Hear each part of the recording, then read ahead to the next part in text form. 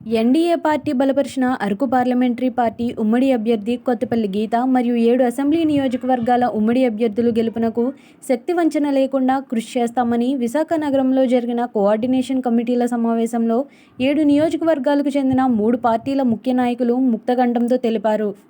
ఈ సమావేశానికి విచ్చేసిన అరకు పార్లమెంటరీ పార్టీ అభ్యర్థి కొత్తపల్లి గీత మాట్లాడుతూ, ప్రధాని మోడీ భారతదేశం అభివృద్ధి పథంలో దూసుకుపోయేలా అనేక సాహసోపేతమైన కార్యక్రమాలు చేపట్టారని, భారతదేశ ప్రజలంతా ప్రధాని మోడీ పాలనకై ఎదురు చూస్తున్నారని, రాష్ట్రంలో 3 పార్టీల కలయికతో ప్రభంజనం సృష్టిస్తామని, ముఖ్య నాయకులు కలిసికట్టుగా పనిచేసి పార్లమెంట్ అసెంబ్లీ అభ్యర్థులను గెలిపించాలని పిలుపునిచ్చారు.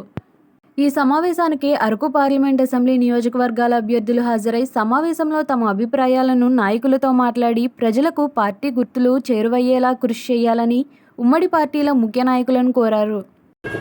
ఏ సమస్య వచ్చినా సరే రండి, మనం కలిసి పోరాడదాం, కలిసి సాధిద్దాం. ఓకే, మనం సాధించుకుందాం. మనం ప్రతి ఒక్కళ్ళు కూడా ఈరోజు మీకు ఇళ్ళు వస్తాయి, నేను దానికి మీకు గ్యారెంటీ ఇస్తాను.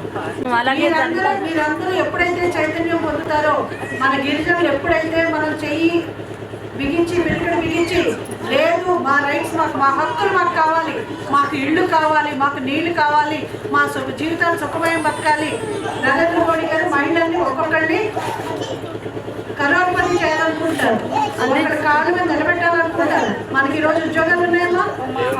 ఏజెన్సీ డిఎస్సీ వచ్చిందా? ఉద్యోగాలు లేవు. సో మీరందరూ కూడా మరొకసారి నేను చెప్తున్నాను, కమలం గుర్తు గురించి ప్రతి ఒక్కరికి చెప్పాలి. ఆయనకి మీరందరూ ఓటేయాలి.